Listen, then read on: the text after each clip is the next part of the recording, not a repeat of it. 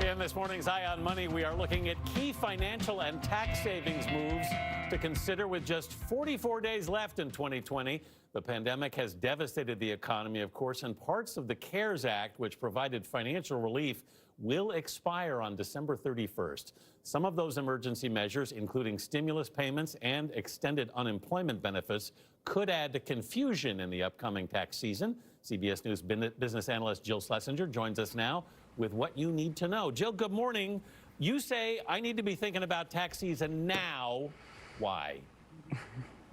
Well, as you said, with just 44 days left, there aren't that many things you can do after the year passes. So the most important thing to remember is part of the CARES Act is really causing people to worry. Your economic stimulus checks, they are not taxable, so you don't need to really fret about that. However, millions of Americans receive some form of unemployment throughout 2020, whether it's a federal or a state program. That is taxable, and a wide majority of people did not withhold taxes based on that. So here's what you need to do. You go to the IRS website, irs.gov, go to the withholding estimator, see if you can change your estimates or potentially make a payment so you have no penalty or surprises in April. Again, really important for everyone, especially for those who received unemployment benefits and did not withhold. 5 Americans worked from home. Are there tax considerations if you worked in a different state?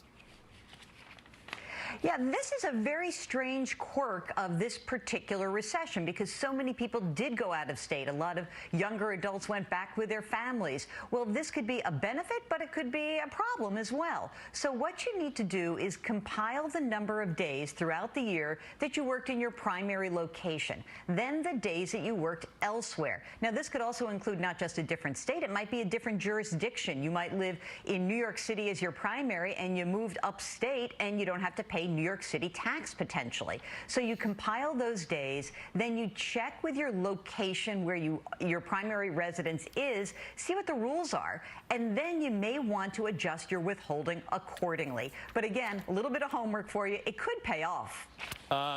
Jill, how do you know what you're able to deduct for a home office since so many people were working from home? This may have been the #1 question I received on my podcast. I can't wait till I get to April so I can deduct everything that I've done. Not so fast. Here's why. When we had a tax cut in 2017, that basically erased the ability for an employee to deduct the home office expense or any miscellaneous business expenses. Now, that said, if you're self-employed, if you're a gig worker, you may be able to deduct your rent or your mortgage, your property taxes. You really have to make sure that you comply with the IRS rules. Has to be regular use of your location or even partial location. And of course, you cannot be a pig. Don't say everything is for work. Check with your IRS rules, please, because it is an audit flag. Yeah, that's an audit trigger. My accountant always told me. Jill, thank you very much. We appreciate it.